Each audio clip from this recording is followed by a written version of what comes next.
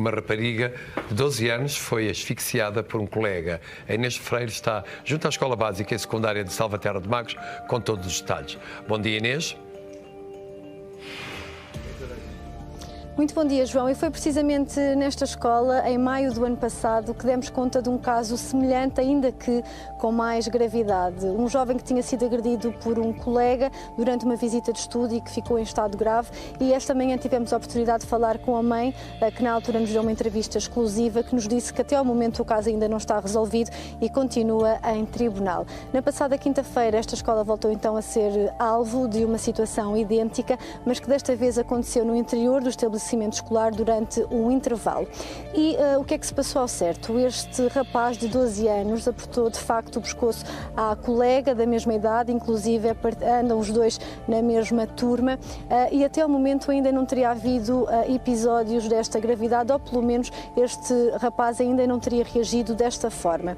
E as primeiras notícias que foram avançadas na comunicação social davam conta de que isto teria sido um ataque precisamente por parte do rapaz. Mas nós conseguimos falar com algumas fontes próximas da investigação e avançaram-nos aqui alguns detalhes, alguns pormenores em primeira mão, nomeadamente o facto de isto ter sido um mecanismo de defesa por parte do rapaz. Ou seja, o que terá acontecido ao certo, e de acordo com aquilo que nos foi dito, é que antes deste ataque a própria rapariga terá começado a agredir este rapaz, como já teria feito em situações idênticas anteriormente. Terá começado a pontapeá-lo e depois partiu mesmo para as acusações. Terá começado a gozar com o colega e este rapaz terá pedido várias vezes para que parasse. E terá depois sido numa altura em que esta rapariga avança em direção a ele, que este rapaz sentiu a necessidade de se defender e é nessa altura que lhe aperta o pescoço.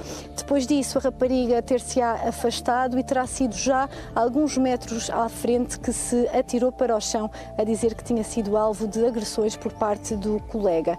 É nessa altura que algumas funcionárias e auxiliares se apercebem do que se passou, os alunos começam a reunir-se ali no local e esta rapariga não ficou com ferimentos visíveis, mas terá ficado ansiosa, terá ficado assustada e acabam por avisar a encarregada de educação e esta menor é levada para o hospital. Teve alta, horas depois, saiu do hospital acompanhada pela mãe e conseguimos falar com a direção da escola esta manhã, que se mostrou disponível para falar e para esclarecer todos os detalhes, confirmou-nos esta situação e disse também que na sexta-feira houve greve, portanto não houve aulas e hoje as aulas retomaram, tanto a vítima como o agressor estão na escola, há um ambiente relativamente tranquilo entre ambos e já se iniciou um processo de averiguação para depois serem tomadas as devidas medidas. Para já, a GNR continua a investigar o caso e tenta apurar todos os contornos daquilo que aconteceu ao certo. Muito obrigado, Inês. Senhora professora, e esta investigação passa por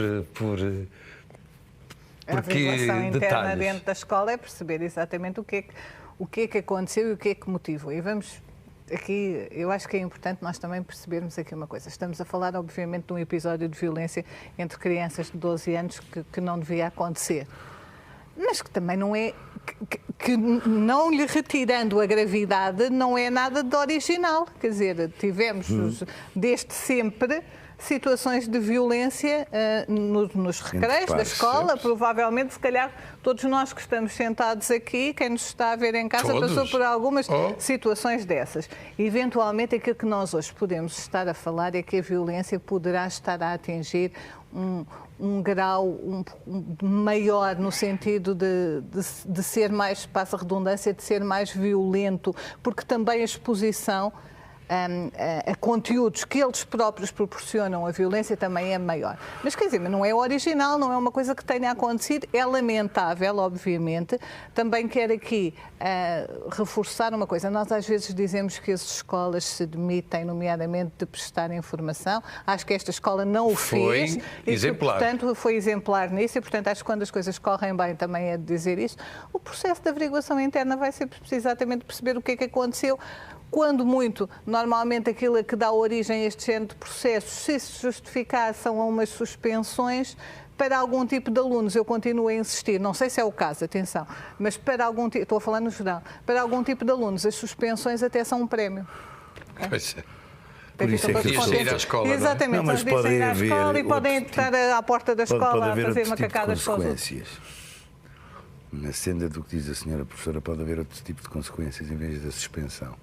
Podem haver trabalhos comunitários dentro da escola. Mas isso não acontece, normalmente. Então acontece. São menos utilizados. Infelizmente ainda são menos utilizados, mas seria uma boa solução. Claro. Obrigar a apanhar as folhas do pátio, varrer o pátio, ajudar no refeitório, ajudar na biblioteca. E as pessoas perceberem, os colegas perceberem que eles estão a fazer aquilo porque foram punidos. Que é a punição que estão a cumprir. Para mim faz mais sentido do que suspender.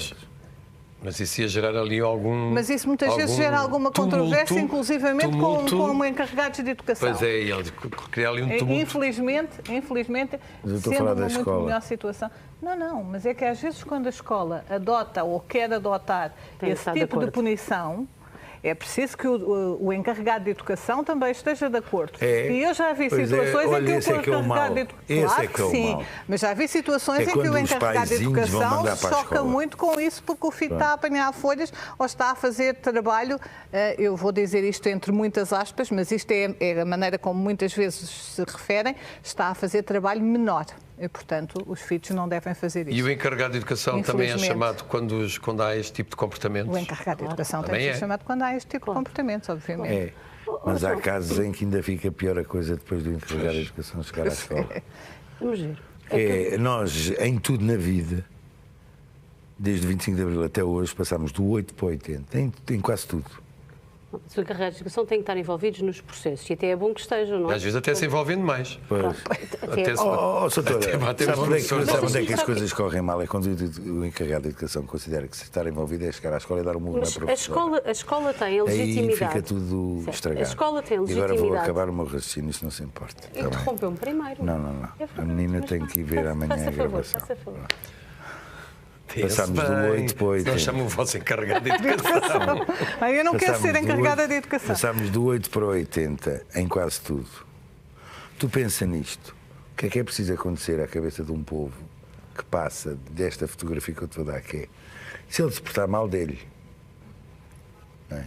Que era o que se dizia à porta da escola quando eu era miúdo. Não é? Em 50 anos passámos disto... Os pais diziam aos professores, se ele se portar mal... Em 50 anos passámos disto para...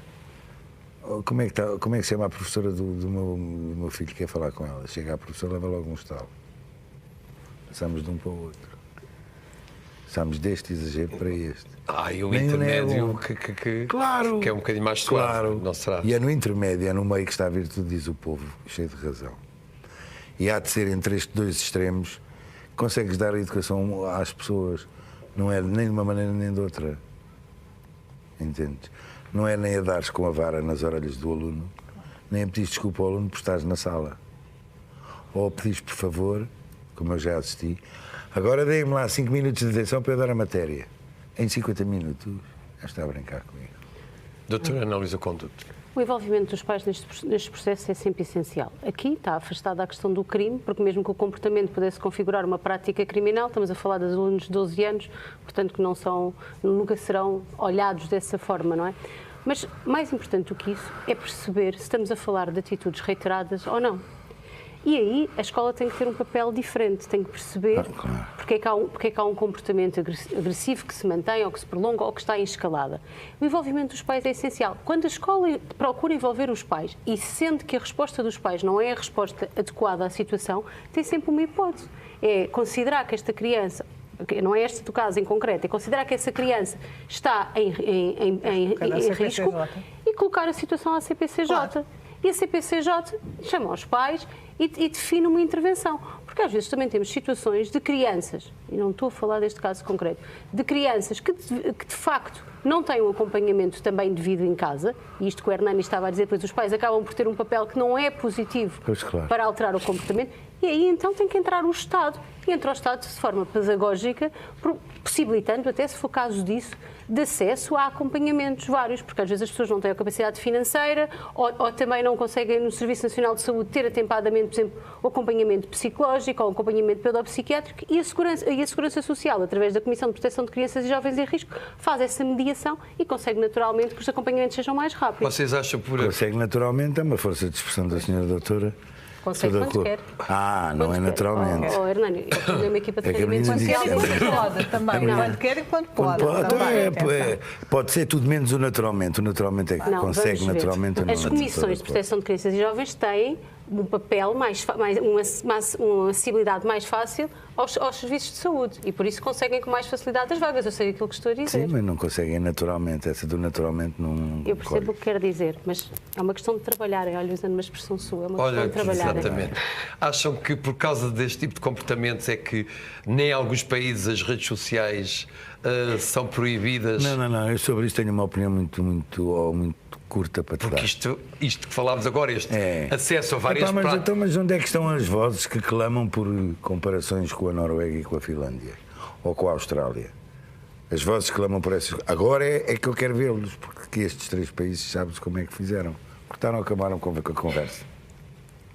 Porque muitas destes comportamentos, estas quesilhas entre São os jovens, aprendidos. começam... Não, muitos começam nas redes Começam nas sociais. redes sociais. Mas mais cedo há coisas. Mas qual é a idade mínima para aceder à rede social? Não sei.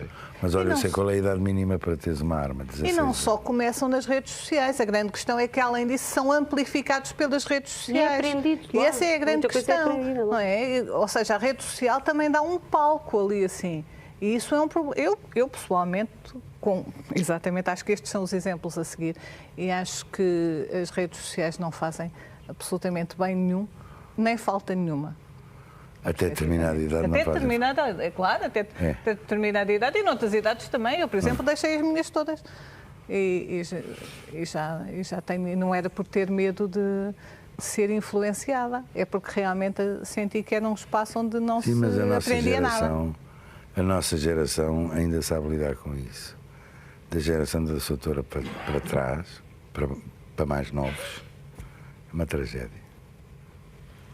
Bom, a seguir a uma curta pausa. Sim. Sabes como é que eles calam os filhos? Tu já reparaste que existe em Lisboa ou em Portugal, se quiseres, um movimento nacional para a paz nos restaurantes?